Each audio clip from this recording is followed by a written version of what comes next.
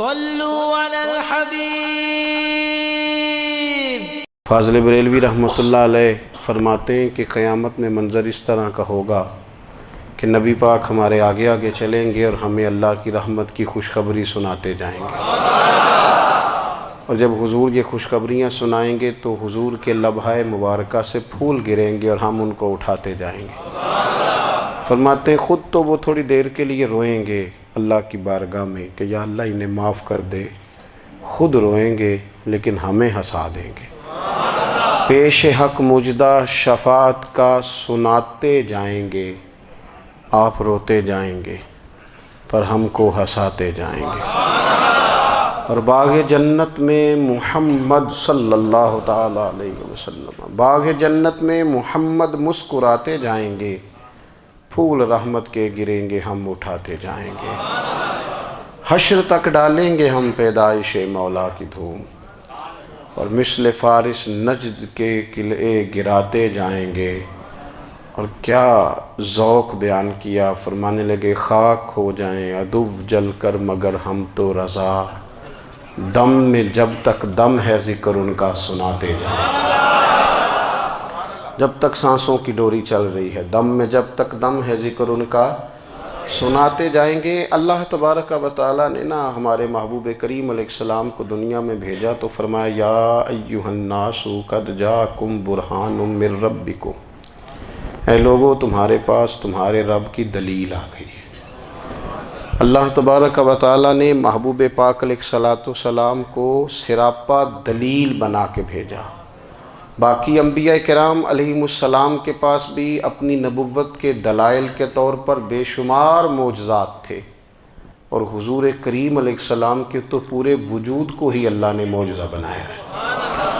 اور نبی پاک صلی اللہ تعالیٰ علیہ وآلہ وسلم کی نبوت کی دلیلیں، حضور کے رسالت کے مستحکم دلائل جگہ جگہ آپ کو ملیں گے۔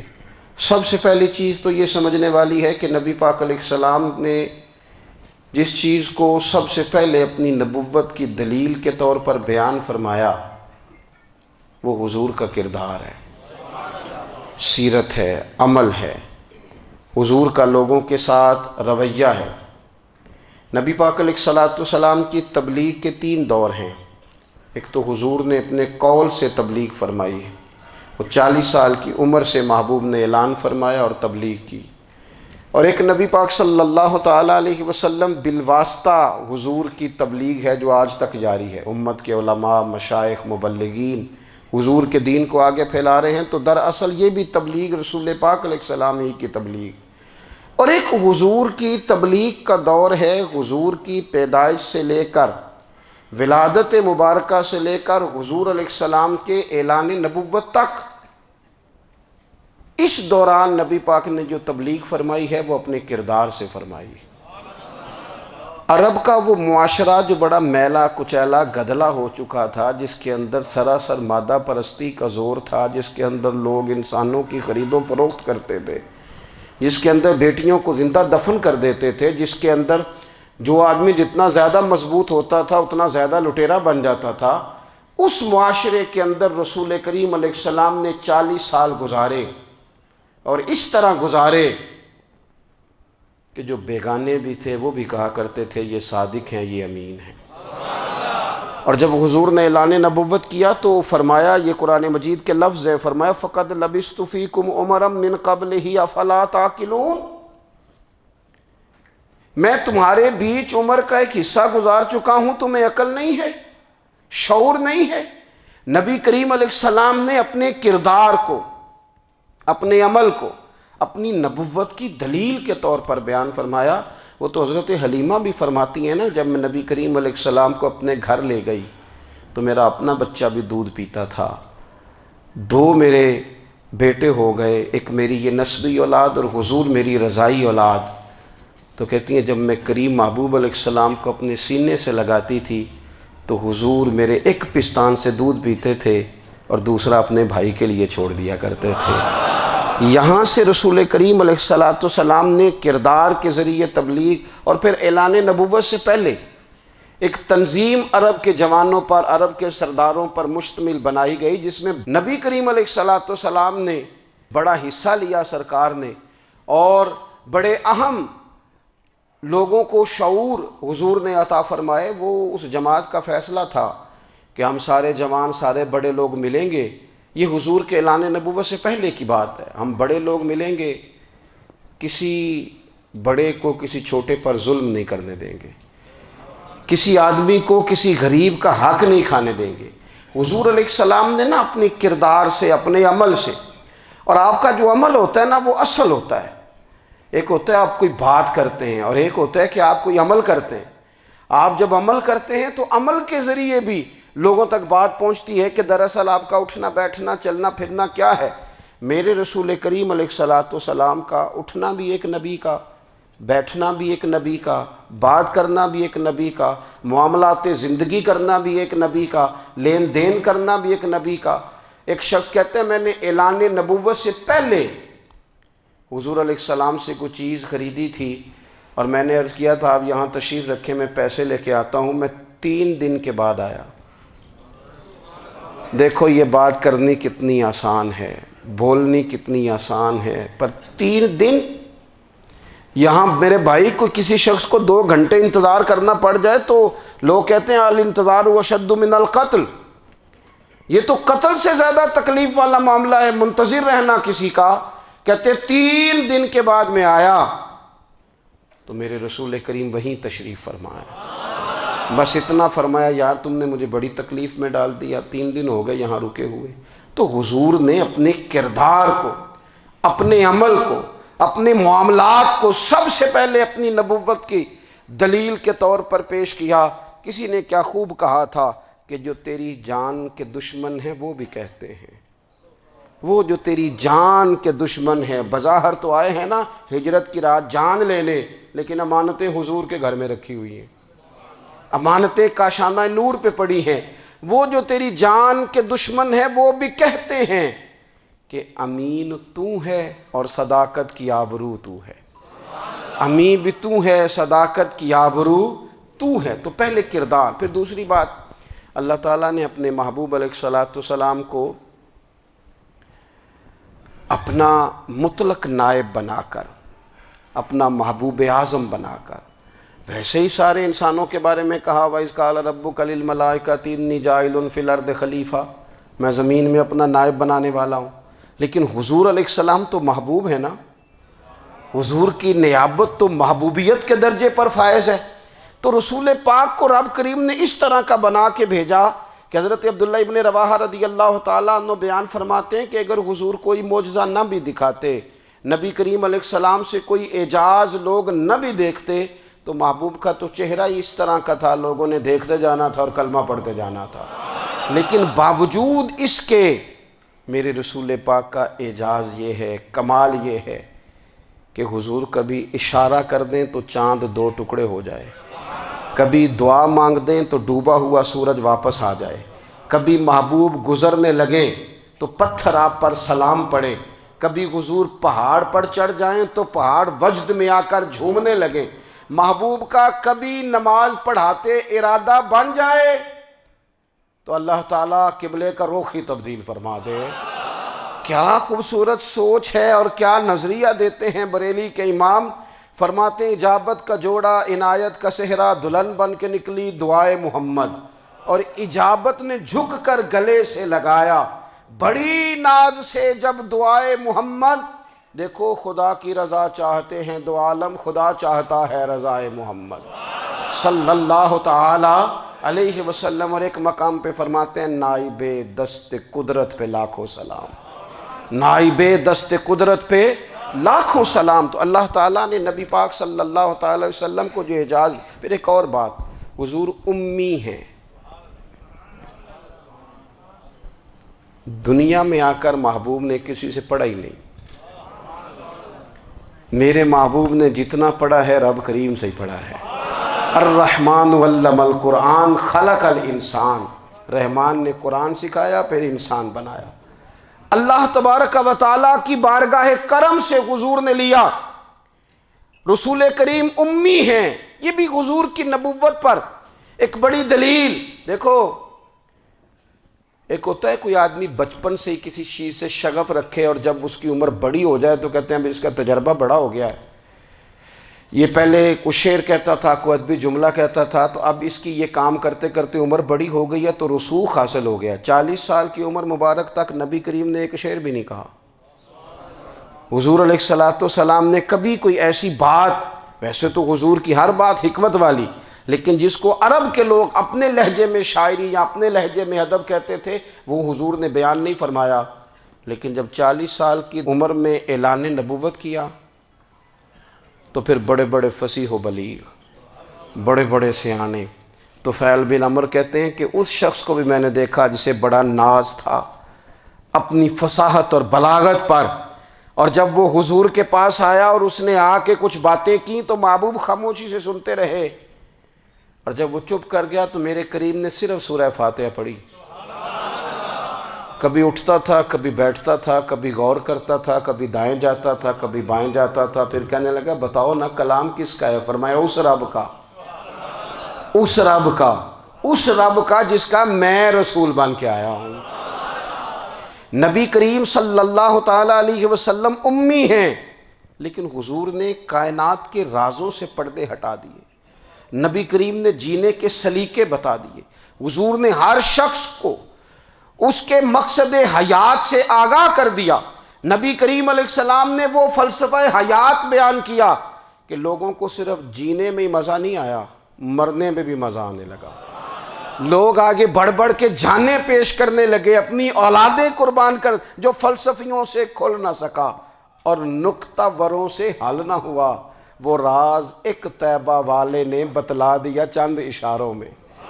محبوب کریم امی ہیں، لیکن حضور نے اس طرح دنیا کو سکھایا، اس طرح دنیا کو پڑھایا، اس طرح حضور نے علم کے چراغ اور دیپ روشن کیے کہ قیامت تک جسے روشنی ملے گی نا، اسے صرف دروازہ مصطفیٰ سے ملے گی، اسے رسول کریم علیہ السلام کے در دولت سے ملے۔ کچھ لوگوں نے کہا کہ یہ اپنے پاس سے آیات بنا کے لاتے ہیں، اپنے گھر میں بیٹھ کے دعوے کر لینا تو کوئی مشکل کام نہیں نہ ہوتا، سارے لوگ ہی کر لیتے ہیں۔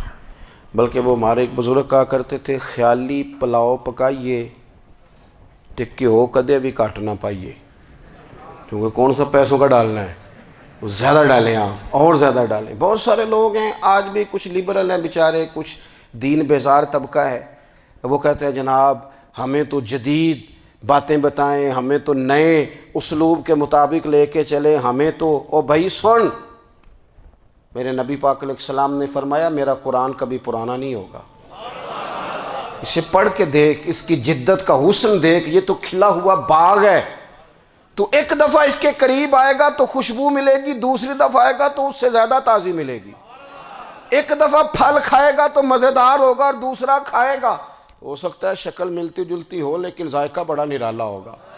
تو تو صحیح نا، جب کچھ لوگوں نے کہا یہ خود سے بنا کے آیات لاتے ہیں تو فرمایا وَإِن كُنتُمْ فِي رَيْبٍ مِّمَّا نَزَّلْنَا عَلَىٰ عَبْدِنَا فَأْتُوا بِسُورَةٍ مِّن مِّثْلِهِ،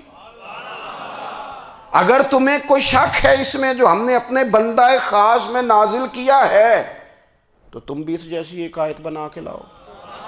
اور چلو چیلنج کھلا ہی دے دیا، فرما وَادْعُوا شُهَدَاءَكُم مِّن دُونِ اللَّهِ، اللہ اور اللہ والوں کو چھوڑ دو، تفسیری ترجمہ عرض کر رہا ہوں، یعنی صحابہ کو چھوڑ دو، حضور کے ماننے والوں کو چھوڑ دو، باقی ساری دنیا کے کافر اکٹھے ہو جاؤ، ایک آیت بس قرآن جیسی لے کے آؤ، ایک آیت لے کے آؤ، ان کنتم صادقین، اگر تم سچے ہو۔ جوانوں سنو، کہا ایک آیت، اور یہ چیلنج آج تک قرآن مجید کا موجود ہے، آج تک وَإِن كُنتُمْ فِي رَيْبٍ مِّمَّا نَزَّلْنَا عَلَىٰ عَبْدِنَا فَأْتُوا بِسُورَةٍ مِّن مِّثْلِهِ، تم قرآن کے مقابلے کی ایک صورت لے کے آؤ اور سارے حمایتی اکٹھے کر لو اپنے، ان کنتم صادقین، اگر تم سچے ہو۔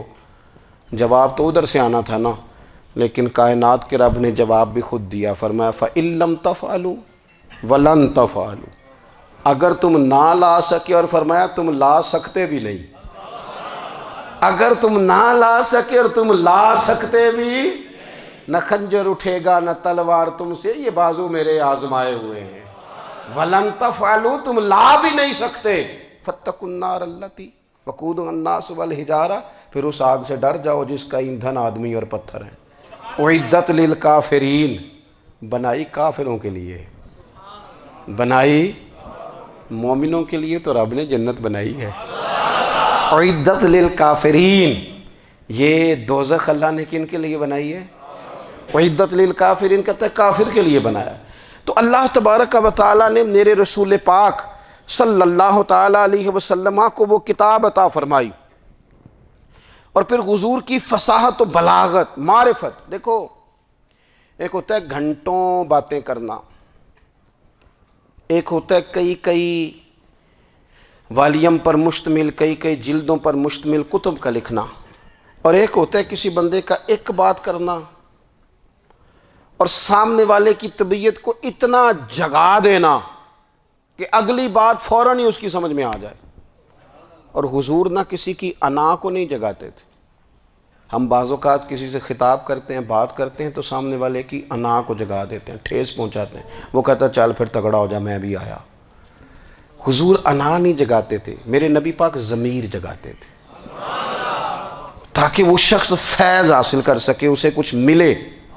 نبی کریم کا جو انداز تکلم ہے وہ اس طرح کا ہوتا تھا کہ انسان خود بخود کھل اٹھتا تھا کہ مطلب یہ بات ہونے کیا لگی ہے، مطلب حضور کیا فرمانے لگے۔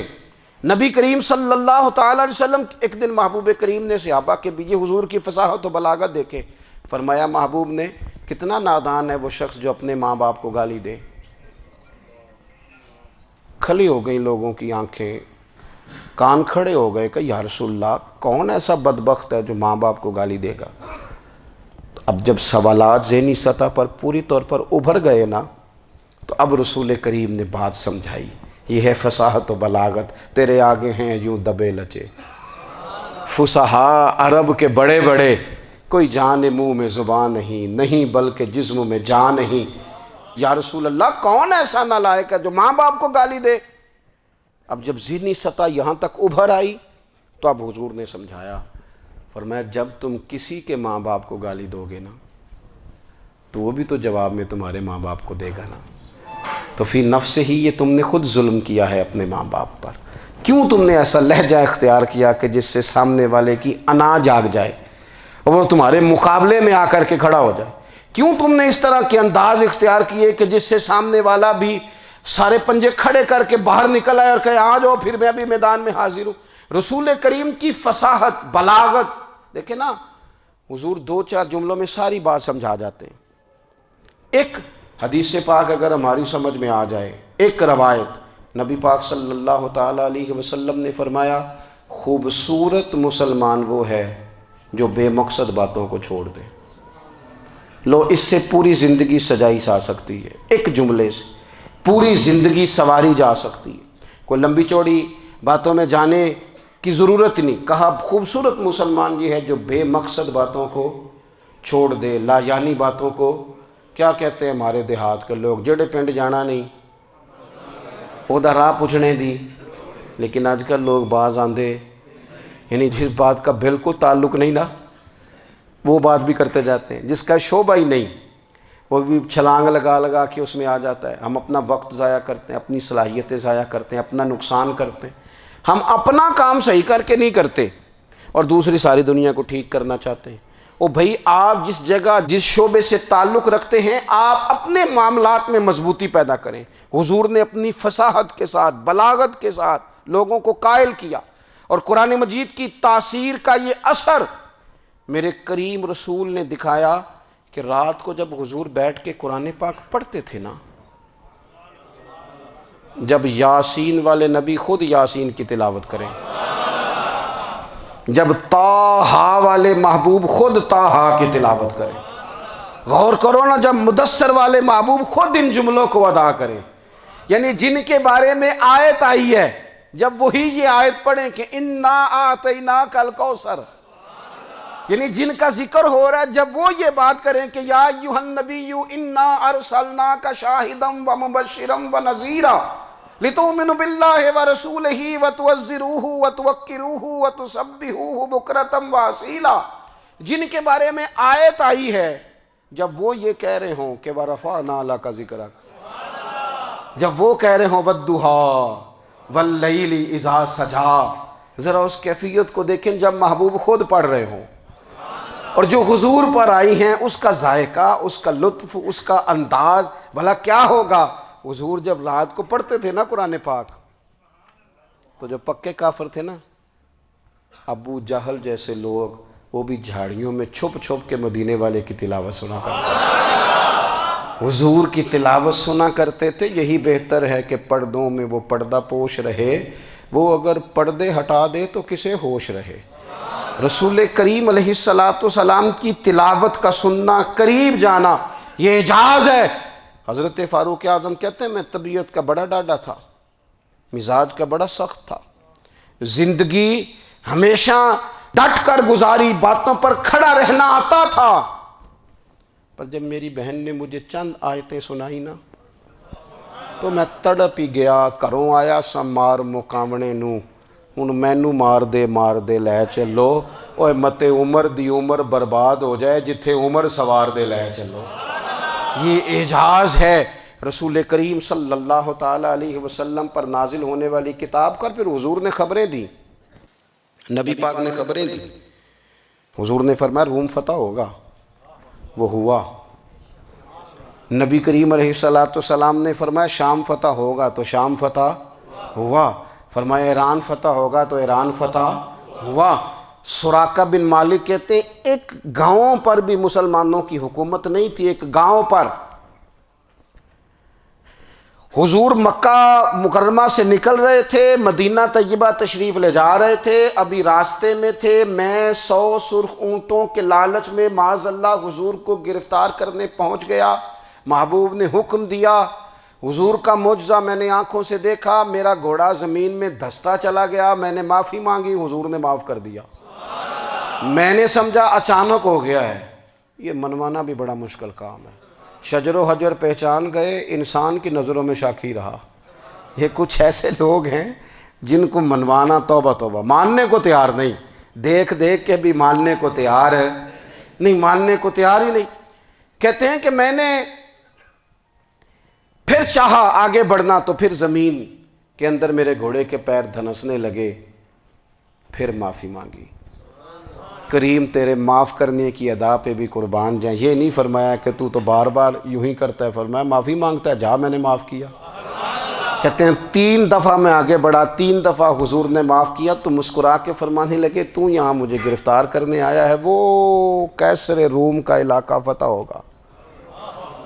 وہ کنگن جو پہنتا ہے نا ہاتھوں میں، بادشاہ کے کنگن معروف ہیں، وہ تیرے ہاتھوں میں آئیں گے۔ اللہ کرے آپ سمجھیں۔ یہ جو لوگ ڈری ڈری سہمی اور ہمارے بچے مایوسی کی معاذ اللہ باتیں کرتے ہیں، وہ دیکھیں حضور کس طرح کی گفتگو فرماتے ہیں۔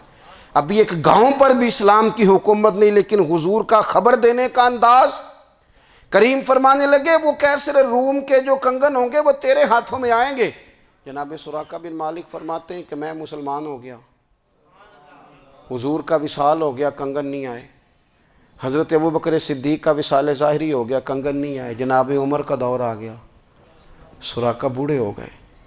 کوئی بندہ پوچھتا نا کہ اب تو عمر ڈھل گئی ہے، زندگی کا پتہ نہیں، کہنے لگے نہیں میں نہیں جاتا، جب تک کنگن نہیں آتے اسرائیل کوئی نہیں آئیں گے، کیونکہ ساڈے نبی دی زبان ساڈے واسطے قرآن۔ جو دن کو کہہ دیا دن ہے تو دن نکل آیا، جو شب کو کہہ دیا شب ہے تو رات ہو کے رہی، اور خدا نے ان کی زبان کو وہ اختیار دیا، جو نکلی منہ سے ان کے وہ بات ہو کے رہی۔ اور فاضل بریلوی کا تو انداز ہی پھر انوکھا ہے نا، وہ تو کہتے ہیں وہ زبان جس کو سب کن کی کنجی کہے، جس کو سب کن کی کنجی کہیں، اس کی نافذ حکومت پہ لاکھوں سلام۔ کہنے لگے نہیں آتے حضرت اسرائیل، فکر نہ کرو، بوڑھے ہو گئے تھے، نکلنا گھر سے بند کر دیا تھا، حضرت عمر کا دور تھا، کنگن آ گئے۔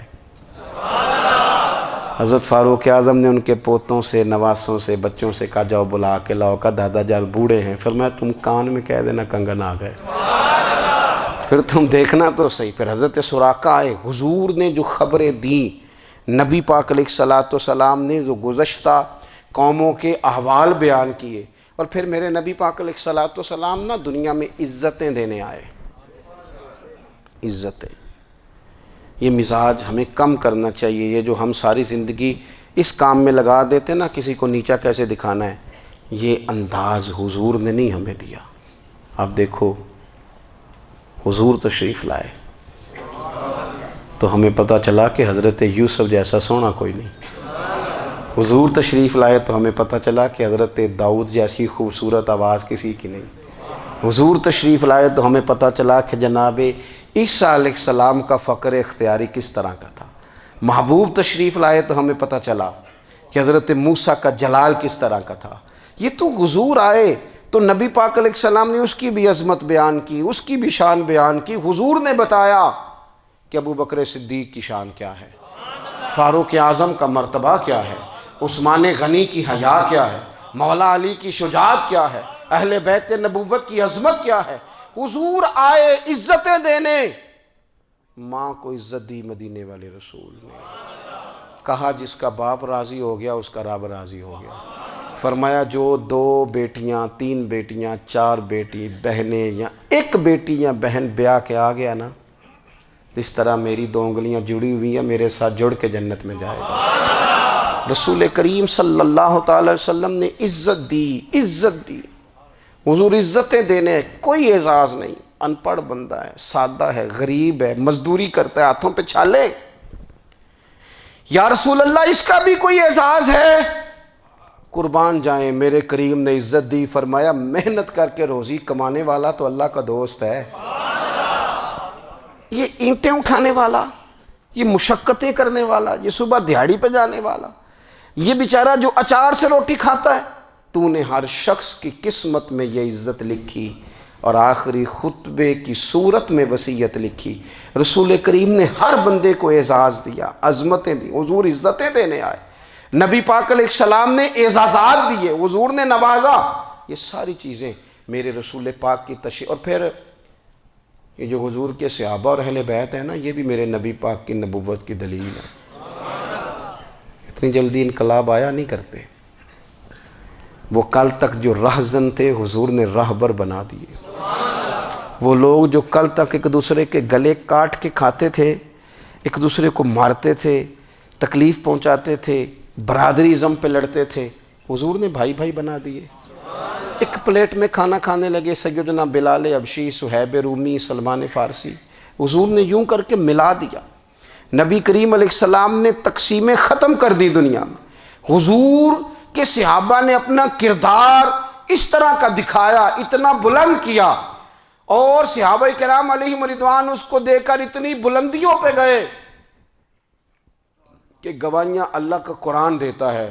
فرمایا محمد الرسول اللہ والذین معہ اشداء علی الکفار رحماء بینہم تراہم رکعا سجدا یبتغون فضلا من اللہ ورضوانا۔ فرمایا یہ جو میرے محبوب کے ساتھ والے ہیں کافروں پر سخت ہیں، آپس میں نرم دل ہیں، تم جب بھی انہیں دیکھو گے سجدے کرتے دیکھو گے، رکوع کرتے دیکھو گے، تم انہیں دیکھو گے اللہ کی رضا کے متلاشی ہیں۔ انہیں ساری مادہ پرستی سے نکال کر محبوب نے رب کی رضا کے رستے پہ ڈال دیا۔ میرے نبی کریم سید عالم صلی اللہ تعالیٰ علیہ وسلم کی نبوت کے دلائل کے طور پر یہ ساری چیزیں آئیں۔ بس میں بات سمیٹنے لگا ہوں۔ حضور کا جو اخلاق ہے نا، وہ بھی نبی کریم علیہ الصلوۃ والسلام کی نبوت کی بہت بڑی دلیل ہے۔ وَإِنَّكَ لَعَلَىٰ خُلُقٍ عَظِيمٍ۔ محبوب ہم نے آپ کو نا خلق عظیم کا مالک بنایا ہے۔ کچھ لوگ سمجھتے ہیں صرف آپ کا بولنے کا انداز ٹھیک ہو تو آپ با اخلاق ہیں۔ نہیں بھائی، بولنے کا انداز ٹھیک ہونا با اخلاق نہیں، سچ بولنا اخلاق کی علامت ہے۔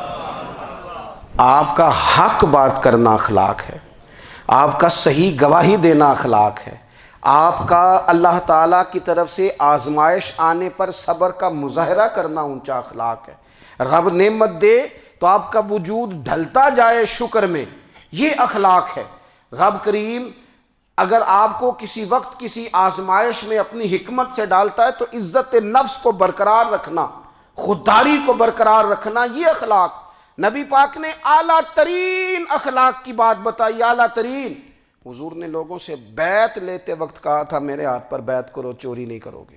نبی پاک علیہ السلام نے مختلف امور پر بیعت لی۔ حضرت حکیم بن حزام کہتے ہیں حضور نے میرے ہاتھ پہ ہاتھ رکھ کے کہا میرے ہاتھ پہ ہاتھ رکھ کے بیعت کرو کہ کسی دنیا دار سے سوال نہیں کرو گے، خودداری سے زندگی گزارو گے، عزت نفس سے، جو رب نے تمہیں دیا ہے تم اس پر راضی رہو گے۔ لوگوں کی جیبوں کو ٹٹولنا، دوسروں کی دولتوں پہ راج کرنا، دوسروں کے مال پر نگاہیں ڈالنا اللہ کے حبیب نے پسند نہیں فرمایا۔ فرمایا بیعت کرو کہ تم کبھی کسی سے سوال نہیں کرو گے۔ حد ہو گئی۔ نبھانے والوں نے پھر اس عہد کو نبھایا اور کمال کر دی۔ حضرت حکیم بن حزام گھوڑے پہ بیٹھے تھے، ہاتھ میں درہ تھا، وہ زمین پہ گر گیا، قریب غلام کھڑا تھا۔ حضرت حکیم بن حزام خود گھوڑے سے اترے، درہ اٹھایا، دوبارہ گھوڑے پہ بیٹھے۔ غلام عرض کرنے لگا حضور مجھے بتا دیتے میں اٹھا کے دے دیتا۔ آنکھیں چمک اٹھیں، فرمانے لگے کیسے بتا دیتا؟ اپنے رسول سے وعدہ کیا ہے کبھی کسی سے سوال نہیں کروں گا، کبھی سوال نہیں کروں گا۔ اللہ کے محبوب نے ہمیں اعلیٰ اخلاقی قدروں کی بات ہمیں سکھائی ہے۔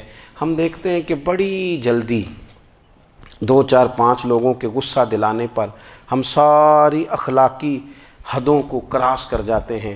دوستو ہمارا ایک ویژن ہونا چاہیے، ہمارے ذاتی رویے بڑے معتبر ہونے چاہیے۔ لین دین کے معاملات کے اندر مسلمانوں کو بڑا صاف ستھرا ہونا چاہیے۔ ہمیں اپنی معاشی زندگی میں روزمرہ کے معاملات میں ہماری توجہات کا مرکز صرف اللہ رسول کی ذات ہونی چاہیے۔ رب کریم نے اپنی حکمت سے کسی کو کتنا دیا ہے یہ اس کی حکمت کے تقاضے ہیں۔ ہمیں اس نے جس رنگ میں جس حال میں رکھا ہے ہمیں اپنے رب کی رضا پر بہت زیادہ مطمئن ہونا چاہیے۔ اچھا پھر ایک اور بات، جن چیزوں کو ہم نے دکھ بنایا ہے نا یہ تو وہاں دکھ تھا ہی نہیں۔ مہینہ مہینہ چولہا نہیں جلا، لیکن کسی جگہ اظہار غربت ہے حضور کی اولاد پاک کا یا صحاب کا یا ازواج کا۔ مہینہ مہینہ چولہا نہیں جلا، لیکن یہ اخلاق عالیہ کا حسن دیکھو، اپنے گھر مہینہ مہینہ چولہا نہیں جلا، جو مانگنے آیا اسے جھولی بھر کے عطا فرمایا، کوئی دروازے سے خالی نہیں گیا۔ عزیز بھائی اگر زندگی میں اخلاقی قدریں ہم اپنا لیں اور ہم تھوڑا تھوڑا کر کے اپنے آپ کو تبدیل کریں، ساری زندگی توجہ رہی کہ فلاں کیا کر رہا ہے فلاں کیا کر رہا ہے، تھوڑا سا گردن کو جھکا کے اپنے اوپر توجہ ڈالیں، اپنے آپ کو وقت دیں۔ حضور کے اخلاق عالیہ کی روشنی میں، تعلیمات حسنہ کی روشنی میں ہم اپنے کردار و عمل پر تھوڑی توجہ دیں۔ اس وقت بہت بڑی تعداد میں امت مسلمہ ہے، اور ایسا نہیں ہے کہ دولت نہیں ہے، دولت سے بھی سرشار ہیں۔ ہمارے ہاں بڑے بڑے انجینئر ہیں، بڑے بڑے ڈاکٹر ہیں، لیکچرار ہیں، ہمارے پاس بڑے بڑے ہاسپٹل ہیں، بڑا کچھ ہے، لیکن کردار و عمل کے بادشاہ، اپنی زندگی تقوی کی روشنی میں گزارنے والے ان لوگوں کی تعداد کم ہے۔ اگر کوئی آج بھی سارے کام نیک کرے لیکن جائیداد میں سے بیٹی کا حق رکھ جائے تو پھر اس نے کیا میلاد منایا ہے؟ اگر آج بھی جو 2 4 لوگ بیچارے اس کے زیر دست ہیں، ملازمین ہیں، ان کے ساتھ اس کا رویہ انتہائی سخت ہو تو اس نے کیا میلاد منایا؟ اگر آج بھی وہ برادری ازم کی بنیاد پر دوستیاں کرے اور چھوٹے بڑے کی وہ تقسیم رکھے، جسے حضور نے فرمایا کہ قبیلے تو تعارف کے لیے، ورنہ کسی عربی کو اجمی پر، گورے کو کالے پر کوئی فضیلت نہیں۔ اگر کوئی آج بھی اس برادری ازم کا قائل ہے پھر اس نے کیا میلاد منایا؟ اگر کوئی شخص آج بھی اپنے آپ کو مادہ پرستی میں پوری طرح دھکیل چکا ہے اور رضا الہی کا مسافر نہیں بنا تو اس نے کیا میلاد منایا؟ اپنی طبیعتوں میں روحانی تبدیلی اور وہ خاص افکار جو حضور اپنے غلاموں میں پیدا فرماتے ہیں، ان افکار کو پیدا کرنا، سوچوں کو بدلنا، سوچوں کو، نظریات کو بدلنا، اپنے روزمرہ کے معاملات کا جائزہ لینا کہ ہم کس طرح آگے بڑھ سکتے ہیں اور کس طرح ہم ایک بہترین امتی اور ایک بہترین مسلمان بن سکتے ہیں، اس پر توجہ دینا، یہ میلاد ہمیں سبق دیتا ہے۔ اللہ تعالیٰ مجھے اور آپ کو عمل کی توفیق عطا فرمائے۔ آخر دعوایا ان الحمدللہ۔